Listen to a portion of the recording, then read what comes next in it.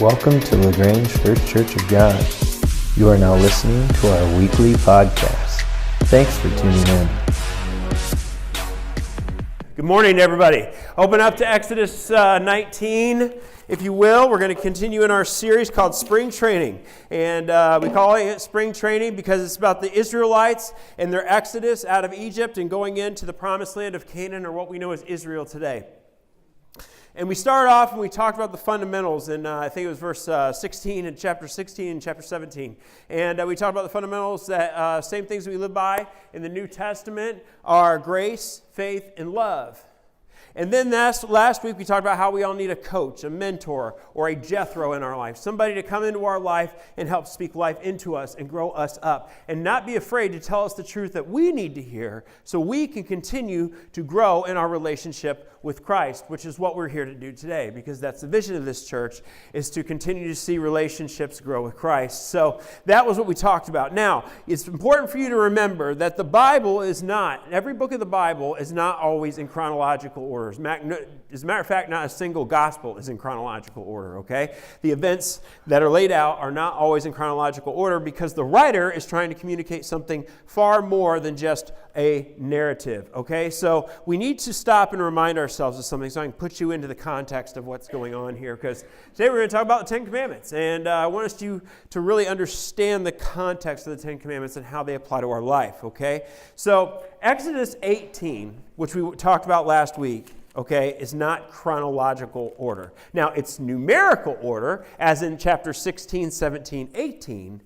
You understand what I'm saying? But chronologically, chapter 18 probably didn't happen until after the Ten Commandments. So what we're doing is we're picking up actually at the end of Exodus 17.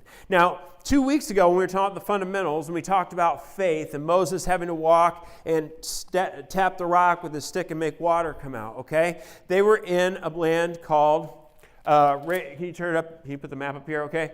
They're in a land called Rephidim. Okay, and it's right here. It's kind of by the Red Sea. And Rephidim is a place they had kind of come to. They did this miracle, and then they end up doing something else. They had the first Jerry Springer event that ever happened in history. They fight their cousins, the Amalekites, who are the descendants of the people that come from Esau. Now, Jacob and Esau were brothers, and Jacob stole the blessing, and the blessing came. And as the blessing came, it unfolded through Abraham and his children and all that. Well, Esau goes off another way, and he has these rowdy guys, and these rowdy guys get into a fight, and the Israelites come up, and they win, and they do that all in this land of Rephidim, okay? Then we pick up today where we are in Exodus 19, which is where we're going to be. Now, before I go into that, I'm going to ask you guys, if you ever put yourself in a situation where you did not know how to respond to a question. Now, stop and think about this.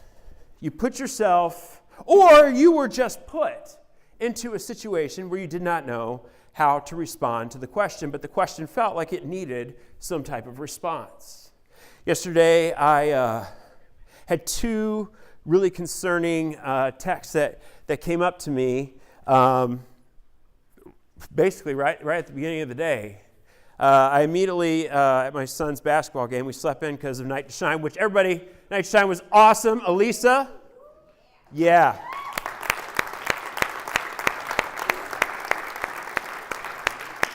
Wowzers. If you were there, you know what I'm talking about. If you weren't, okay? I'm just kidding. All right, I get off track. All right, so we kind of slept in, and we went to Corbin Rain's basketball game. I immediately opened up Facebook because my kids aren't in the game, and that's what you do as a parent. You're like, my kids ain't in the game, I don't care. So I opened it up, and I'm not kidding. I saw like 7 shared articles from buddies of my past. And you always know at that point, something's happened. And it's all like, sad emojis on it, and, and I'm like, uh-oh. So I open it up, and immediately I read, truly, a friend. I'm not talking about a buddy. I'm not talking about you hang out with sometimes. I'm talking about a real friend from middle school all the way to the time I came to know Jesus Christ. A good man. I wouldn't call him godly, but a good dude, okay, died in a car accident. And I sat there for a minute. Now, all these people sharing these articles, everybody in Elkhart County knows of Ben Stuckey. He got the Jesus bug, and and so all these people that are my friends, I'm sure, are waiting for me to respond. But in my head and in my heart, I'm like, the most shallow way to respond to a tragedy in somebody's life is to click a little unsmiley face emoji. But yet I felt like I needed to say something. You know what I'm talking about? I felt like I needed to say something, like people were waiting for the Jesus guy to say something, because we all lost our buddy. Way too young.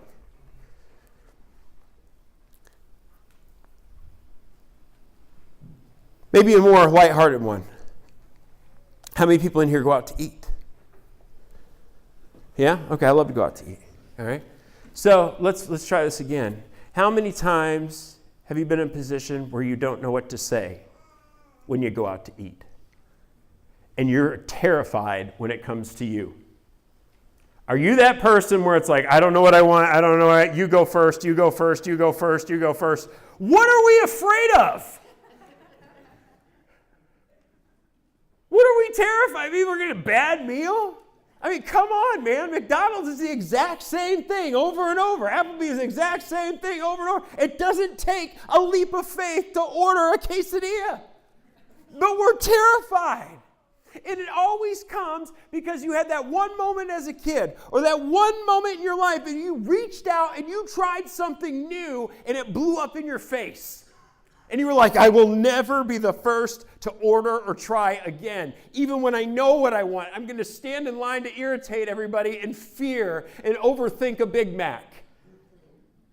You know, Krista and I were blessed in Alabama that we had the opportunity. We had probably the wealthiest people we will ever know, to be honest with you. Had this high-rise condo, top line, in Gulf Shores, Alabama. This is when we lived in Birmingham. And they knew I was pretty stressed out from school and work, and they said, well, why don't the two of you come on down to the condo? And we knew that was a pretty swanky thing to do, so we're riding with them in the middle of the night on down, and in Birmingham, Alabama, down to Gulf Shores. Any of you ever done that drive before? There's a Waffle House at every exit. And somehow in the car, I don't remember, the Waffle House came up, and I'm like, I have never been to a Waffle House. And they're like, you've never been to a Waffle House? What are you talking about? So, it's like Jesus, you know what I mean? Like, you got to see Jesus. If you don't know Jesus, you got to get to Waffle House. You've never been to Waffle House. This is of paramount importance in life. And so I'm sitting there and I'm thinking, I'm like, okay, so we pull into the Waffle House. We get into the Waffle House. I see all these people. People eat all hours of the day in the Waffle House. I have no idea why, but they're there, and nobody ever orders waffle. But we're in there, and all these people in there, like 2 a.m, and we're sitting there, and everybody's ordering, and I don't know what to order, so I'm just like doing the standard cheeseburger thing. As I do the standard cheeseburger thing, and everybody goes around to order his cheeseburger, and said, what else? And I was like, French fries. She's like, sir, would you not serve French fries at the Waffle House? And it was like being in a movie.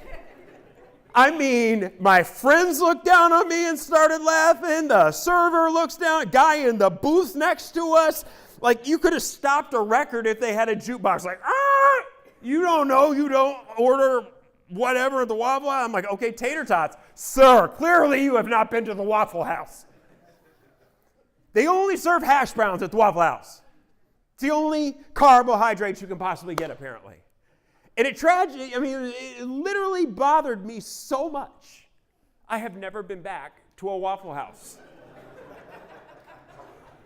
Because I don't want to get into a position where I'm afraid of not knowing what to say. So whether it's something silly and goofy at a restaurant, or it's something serious where you lost your friend, have you ever been in that position where you don't know what to say? I see you tracking with me now. So let's pick up on where the Israelites are at, because this happens, okay?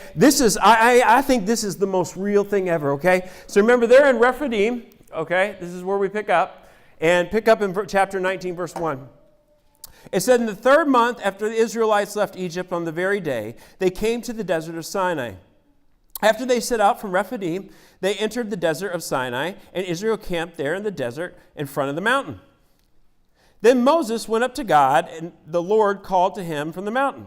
This is what you are to say to the house of Jacob, and what you are to tell the people of Israel. You yourselves have seen what I did to Egypt, and how I have carried you on eagle's wings and brought you to myself. Now, if you obey me what? Fully. And keep my covenant, which is a promise. You obey me fully and keep my promise. Remember this part. And then, out of all nations, you will be the treasured possession. Although the whole earth is mine, you will be for me a kingdom of priests and a holy nation. These are the words you are to speak to the Israelites. So Moses is called up to the mountain to see God. Okay, so they leave Rephidim and they come out here to the wilderness in Sinai. And then they're at this mountain, which we know is Mount Sinai. And Moses goes up to meet with God. And when God meets with Moses, after all these stories that we've talked about and all these things they've heard, okay, God tells Moses this. He basically says, look, I love you. And if you haven't figured that out yet, get ready, because I'm going to show you. But here's what you have to do. Because if you want to see my love, I'm going to give you the playbook, because that's what we're going to talk about today. They need to understand the playbook so they know how to live in the land and be treasured and honored nation of God. That's what he tells them. I'm going to tell you, I'm going to give you my laws, and you have to fully obey them. Say fully. Fully obey them. And you have to keep my promise. Say promise. Promise. And he says, then you will be a treasured nation. Then you will be a treasured nation.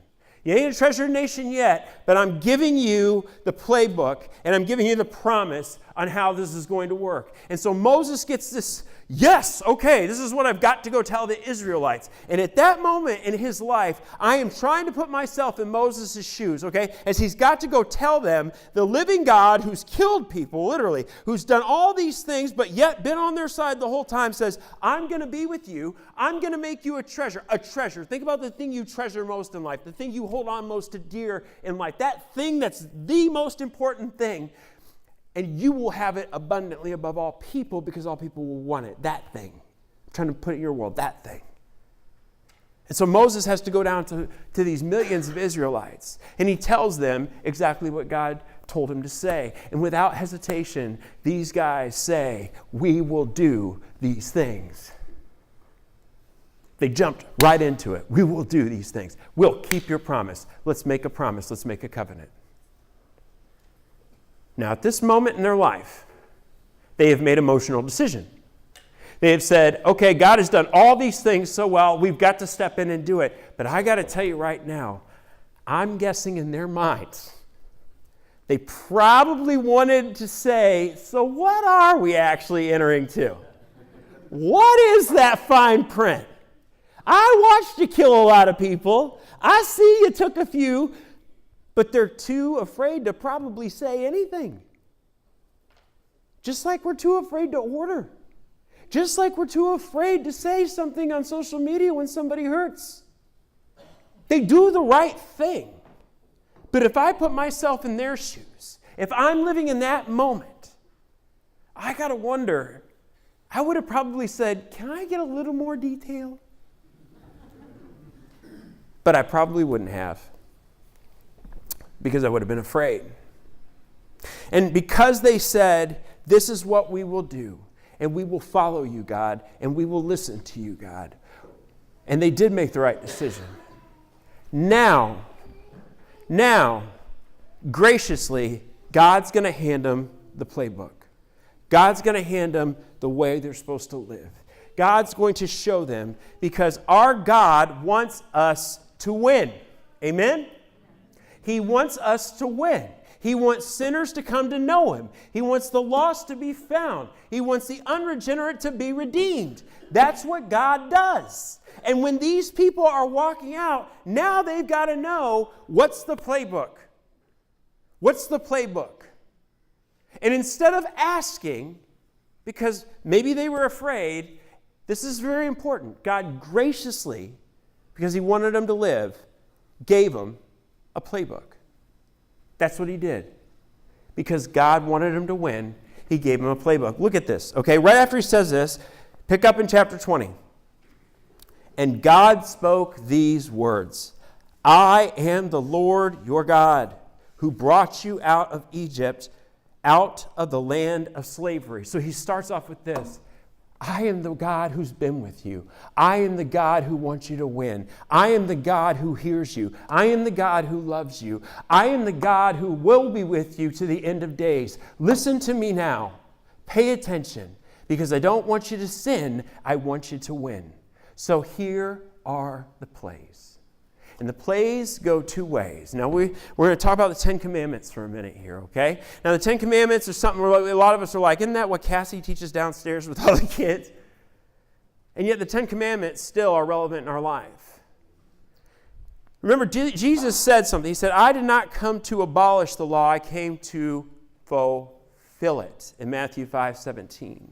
Now, once he died on the cross, there are parts in the Pentateuch, the first 5 books of the Bible, or the Torah, Genesis, Exodus, Leviticus, Numbers, and Deuteronomy. There's 3 types of laws, just so you know, okay? There is the civil law. The civil law are all those things that people like to try to use against Christians or Judeo-Christians, Jews, or whatever. Like, God's a horrible God, where it says, like, stone your children if they don't live, or if they don't, listen to you, which I wish we could sometimes practice today. Those type of laws.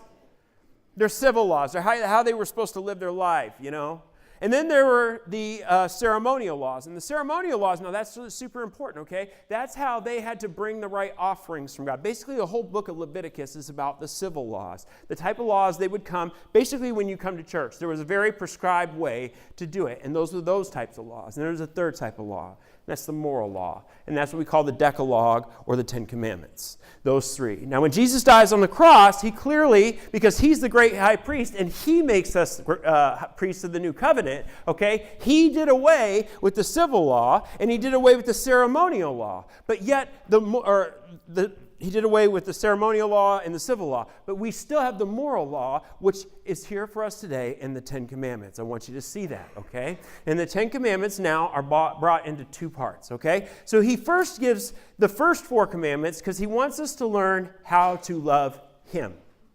The first 4 commandments are vertical, if you will, okay? They're about how we love God, all right? So let's look at the first 4 commandments, if you will. If you pick up in verse 3.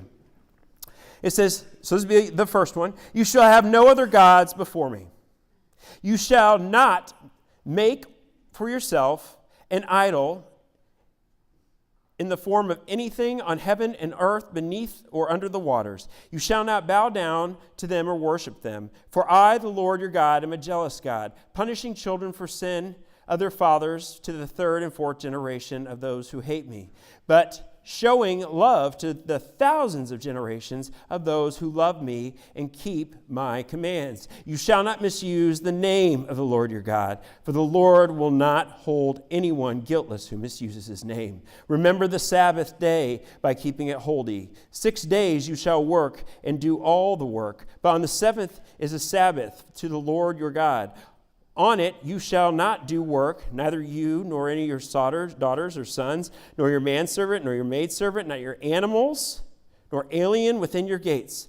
For in 6 days the Lord made the heavens and the earth and the sea and all that's in them. But he rested on the 7th day. Therefore the Lord blessed the Sabbath day and he made it holy. Now these are the first 4 commandments because they teach us, if God loves us and he's giving us a playbook, if God loved them and he's giving the Israelites a playbook, so they learn how to get into the land and be and fulfill the promise he wanted them to be that treasured nation of what God wanted them to be. He first have to focus on these 4 commandments. They're commandments with God. 1, he says this, you shall have no other gods before me. Everybody say before. Before. Some say beside me. Say beside. Beside, okay? Now this is extraordinarily important. You would go, and wait a minute. Why would he have other gods, or why would he even see other gods? Because we also know that God is one God. We don't have multiple gods. Well, that would have been easy. Now stop, go back, and think about when they're traveling through the desert. Remember, they're living another culture. The thing that made Israel and the Jews different from every other nation is monotheism. It's the idea of one God. But to us, the idea of one God is like, of course there's only one God. You know what I mean? That's what we think of. But if you go back 4,000 or 5,000 years ago, that wasn't even an idea, okay? There was gods of everything that existed. And so for them to be walking through these lands very nomadically to try to get in the promised land, they're going to come into these little towns like LaGrange and Albion and Kendallville and all these other things. And they're going to come in, they're going to have their little gods. You know what I mean? They're going to be like the god of roamers and then the god of Walmart, and then the God, you know what I mean? Like all these other gods. And he's saying, look, when you get into these towns and they have these other gods, do not put those gods before me. And you may go, well, Ben, I don't do that. Do we not make up other gods this day? Does the world not have other gods? Does the world not elevate people into gods? Do they not say, this person is the most important person there is? They're there all the time.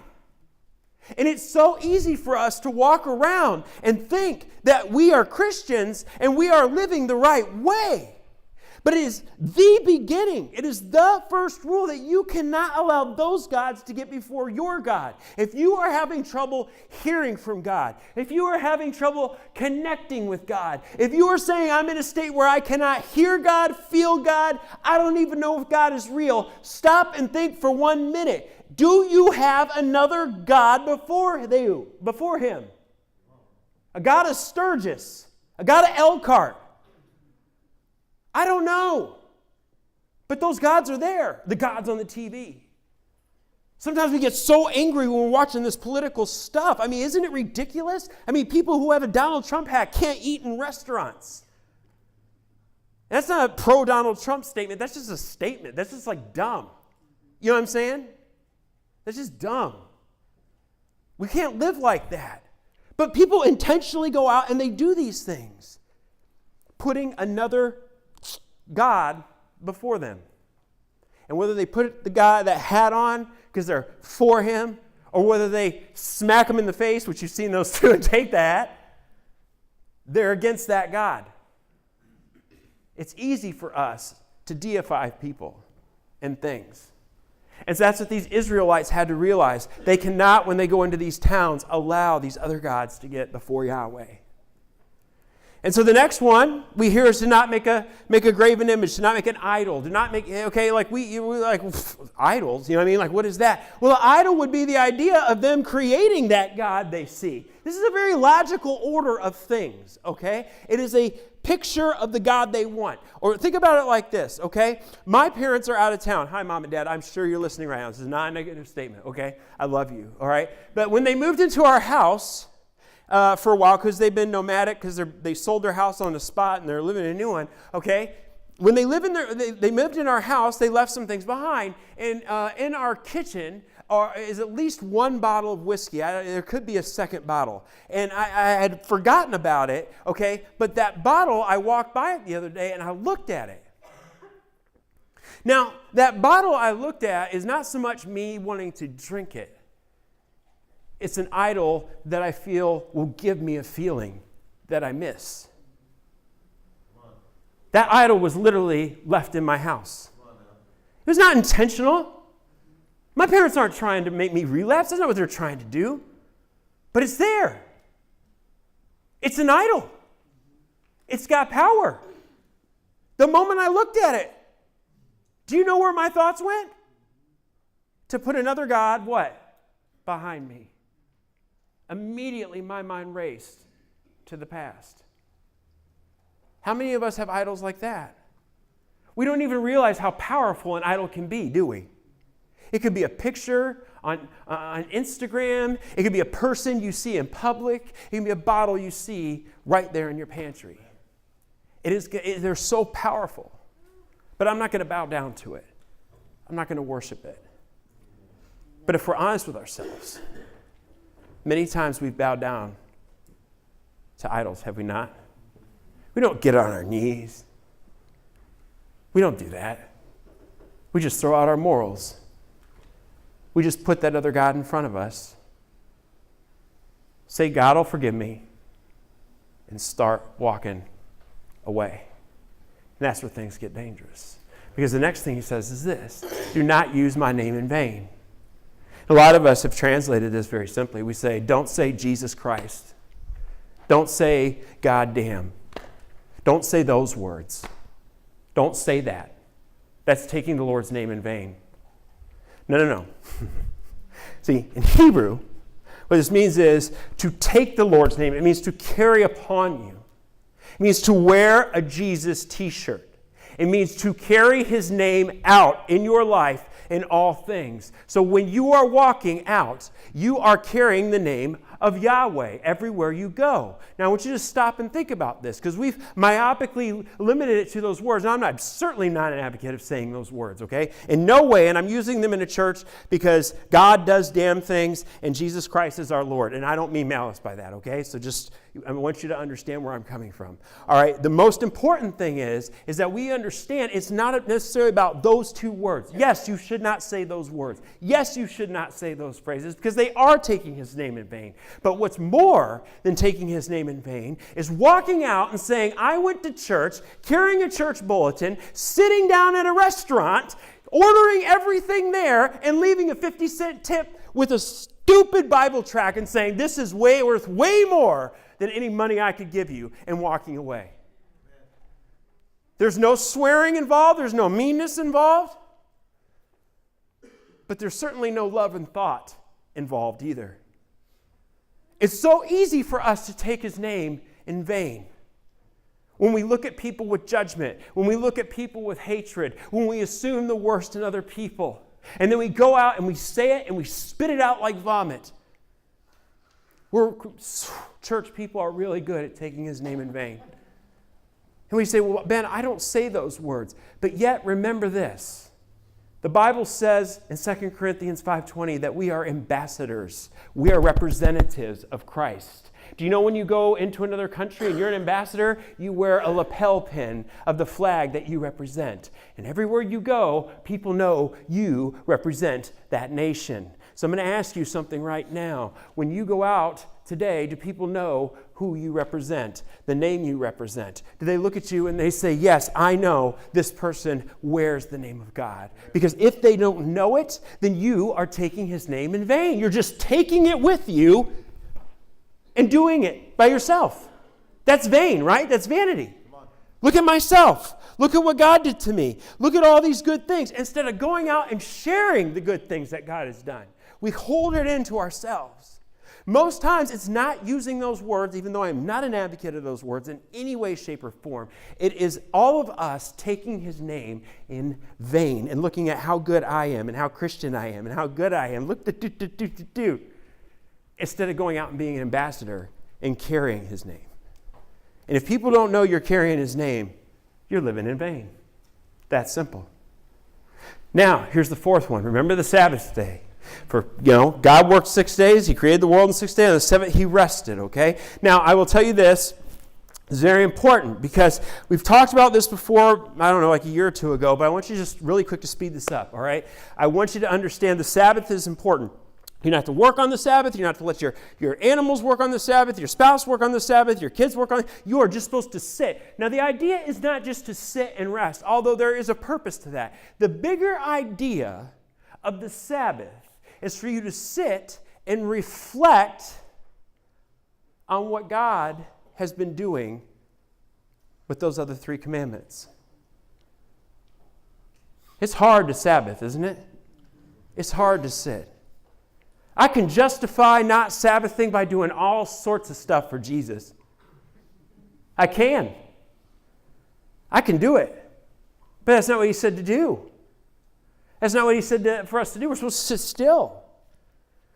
And when I start to sit still and I start to sit still, you know what I start to think about? All the things that aren't getting done that I should get done, and forgetting God can get it done. Right? I Sabbathed yesterday. I tried really hard. I did. Even, a kid came over the house. The kid is the only kid in the world has more energy than Corbin. His name's Joey. And they came in, they just tore stuff up. I'm like, I'm Sabbathing. God help me. I'm eating Doritos.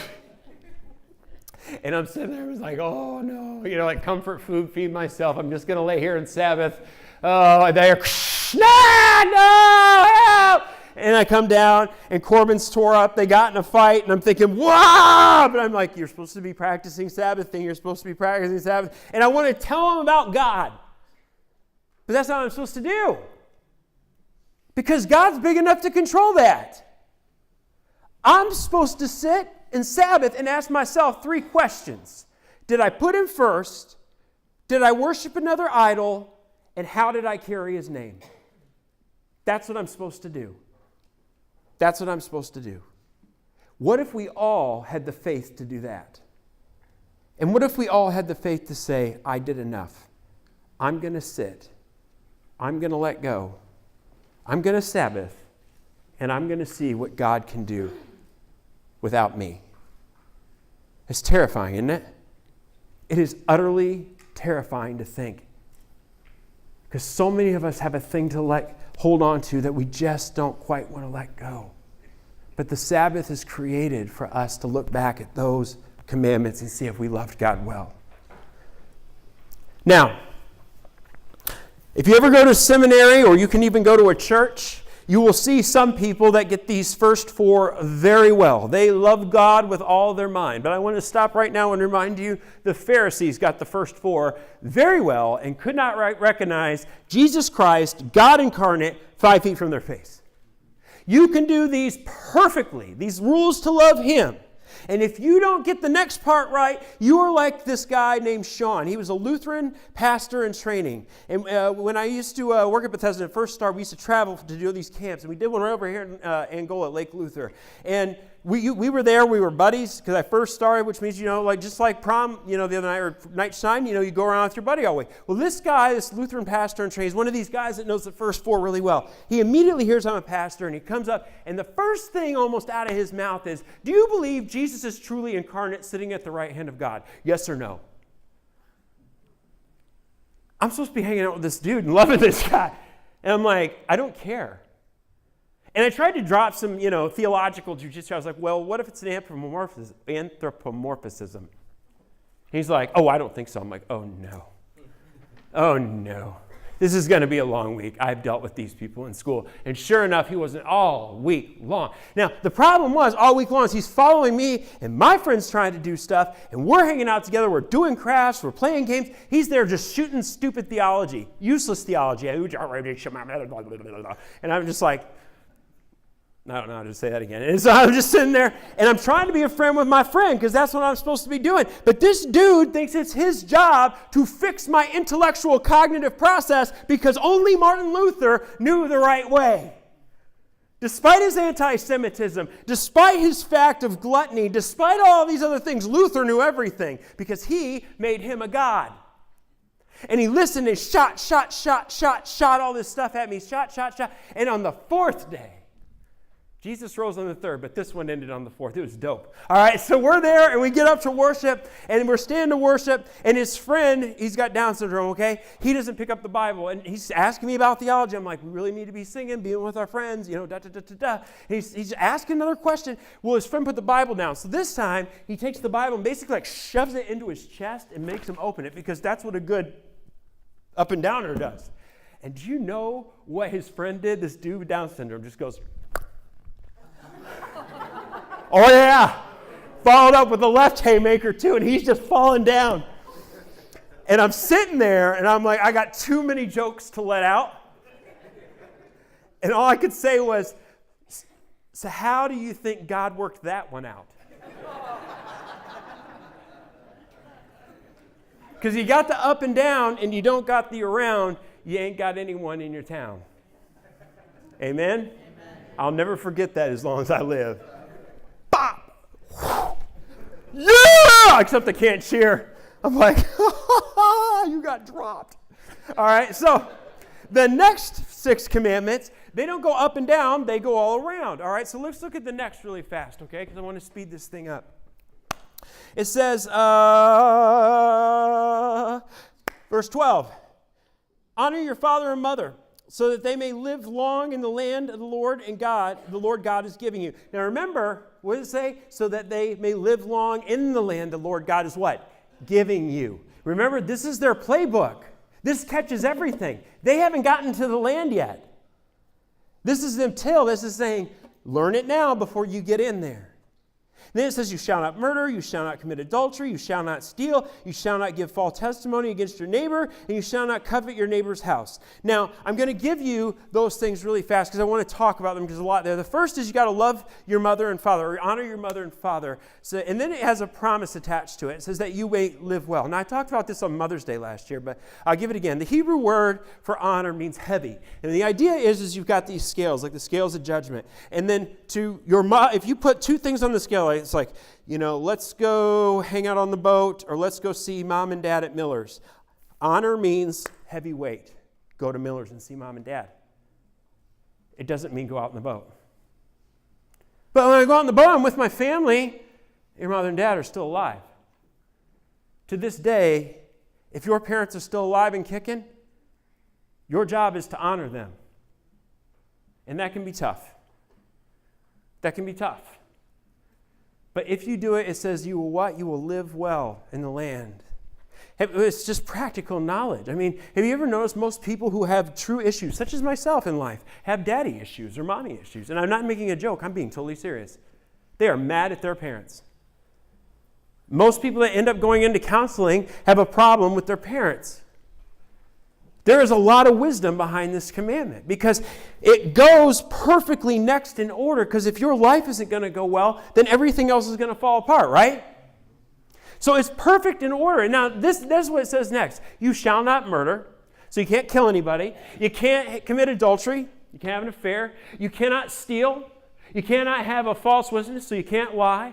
And you can't covet. You can't want other people's things. That's what it's trying to tell us we can't do. Except here's the problem, okay? This law, the 10 Commandments, plus all the other commandments, I'm going to spoil the whole Old Testament for you right now, okay? Israel is unable to live by the playbook. They are unable to do these laws. And because they are unable to do these laws, or they pervert some of these laws, God keeps his promise. He says, look, if you don't keep them, you will not be a treasured nation. And at the end of the Old Testament, where do we find Israel? We find them exiled into foreign lands. They're gone. But the moral law never changed. The law was always there. And Jesus comes on the scene. And his biggest sermon he ever gave, the Sermon on the Mount, right after he talks about the blessed, the poor, the meek, the weak, right after that, Jesus, in Matthew 5, if you want to turn there really quick,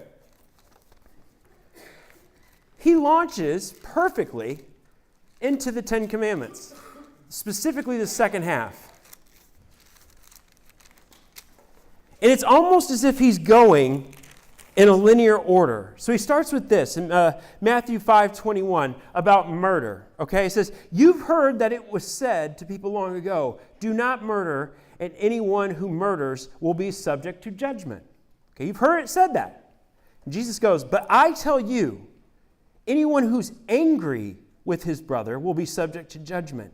And anyone who says to his brother, Raka, which in Aramaic means contempt, is answerable to the Sanhedrin. But anyone who says, you fool, will be in danger of the fire of hell. Now stop and think about that one for a minute. Okay? Because I don't know about you, but I love to wear my Jesus pins, as many as I can get. I did the Night to Shine. I went to the men's thing. I went to seminary. I mean, all these pins on. I wear Jesus' name. And I've never shot someone in the face. I've kept the law. Oh, I am good. Hallelujah. Somebody should pat my back. I'm just worshiping. And Jesus ruptures that worship service, and he goes, wait a minute. Did you ever hate somebody? As a matter of fact, have you ever just been angry with somebody? Have you ever called anyone a fool? Then you have broken the law. Stop and think about this for 1 minute, folks. We're called to live a holy life. Not a worldly life, a holy life. God expects us to live a holy life. And when he says, it's not good enough to say, I didn't stab him in the neck, that's not good enough. If you even hate someone, you are just as much in offense as the person who kills somebody. You can't justify the sin. And now all of a sudden, all of us are going, oh, wait a minute. You younger folk, you ever hate a teacher? How many of you ever hate your spouse? Kristen, I know you broke that one. Did she not look hot the other night? That's my girl. She is. She's hated me. But it's so easy for us to hate folk, isn't it? Because they let us down. They don't follow through. They don't live up to our standard instead of what? God's standard. And so we go around wheeling this thing of judgment, calling people fools and contempt. Or somebody hates us, right? And so our responsibility is to what? Silently hate them back because we're Christians and we're passive aggressive and we write notes and gossip. We don't have the actual nuts to walk up and be like, hey, you can't talk to me like that. We don't do that. That's what most Christians do. And that's the same as breaking the law. Do not commit adultery. You're like, well, I never had an affair. Jesus goes, you even look at someone lustfully? Yeah, you did it too. Imagine that. You know, in a small town, we hear a lot about people who have affairs. Everybody in this room probably knows somebody who's had an affair.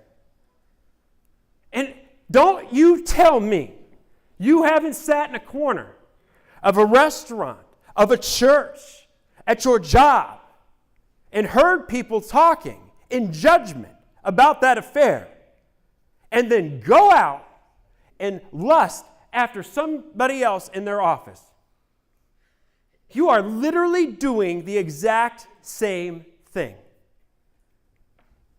With all my heart, I apologize to you, Kristen. I have had an affair before. She caught me once at Meijer when we first got married.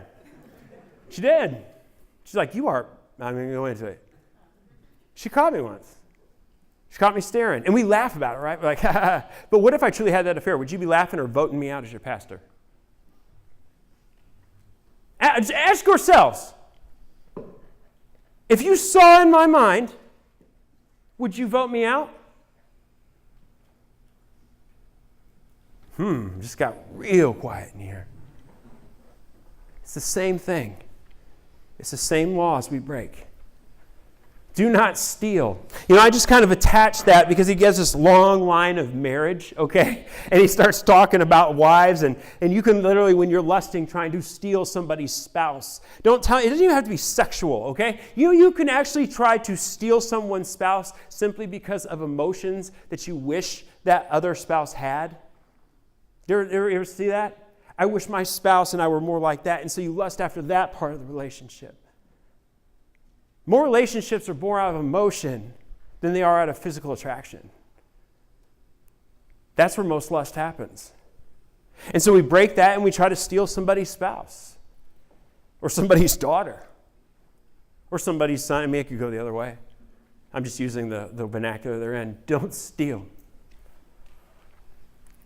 You shall not give false testimony against your neighbor. Now, Jesus goes on right after all this talk about marriage, divorce, and all these other things. Jesus goes on, he says this in verse 33. It says, again, you have heard that it was said by people long ago, do not break an oath, but keep the oaths that you have made to the Lord, or continue to be a name bearer. But I tell you, do not swear at all, either by heaven or earth or God's throne, for his footstool, or by Jerusalem, or the city of the great king. Do not swear by your head, for you cannot make every one hair white or black. Simply let your yes be your yes, and your no be your no. You know what that means? Have good character. I shouldn't have to walk up to somebody and go, I promise, because I'm a pastor at a church, Scott, I'm gonna make it happen.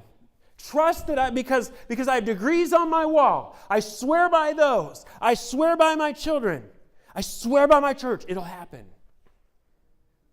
Because as you know, sometimes it doesn't. It doesn't. It doesn't. Sometimes our yes should be our yes, and our no should be our no. We should have so much character, we shouldn't have to swear by anything. We shouldn't have to justify anything in our lives. People should just trust your word. And people would trust your word if you wore his name. Because that's where it all comes together, right? Because at the end it says what? Don't covet. Don't want other people's stuff. Don't want their maidservants, their manservants, their ox, or anything else they have. But be peaceful with what you got. Now, isn't this a good way to end these 10 commandments? Isn't this funny? Look at the bookends he's put on this thing. God is so smart and we are so dumb. Because it starts with you got to sit and reflect on, who God is. Did I do that? Okay, if I got that part, now I turn around and I got to honor mom and dad. Okay, I got that right. And now I just got to love people. That's what I got to do. And I got to be content with who I am and what I have in my life. That's all God is actually calling us to do in these commandments. Now, in these commandments, if you continue to read on in the Bible and you read the letters of Paul, it's clear that Jesus, that God inspiring through Paul, okay, continues to use these 10 commandments, continues to hold up this moral law. And I'll tell you why. Because these moral laws, they're like a mirror, right? Like a mirror. And every day if we get up and we look at ourselves and we look in the mirror and we position ourselves just right, we're like, I like how I look this way. And I got the first 4, and I kind of rested, but I kind of yelled at my kids, and then I did some work, so I'm going to turn this way. I look pretty cool, but I don't want any part of this to show, right?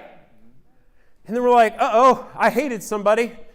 We'll just make it a selfie. And it's like, yeah, look at me. And we keep walking, but then we broke this one, and then we broke that one, and then all of a sudden we just turn around and we break them all.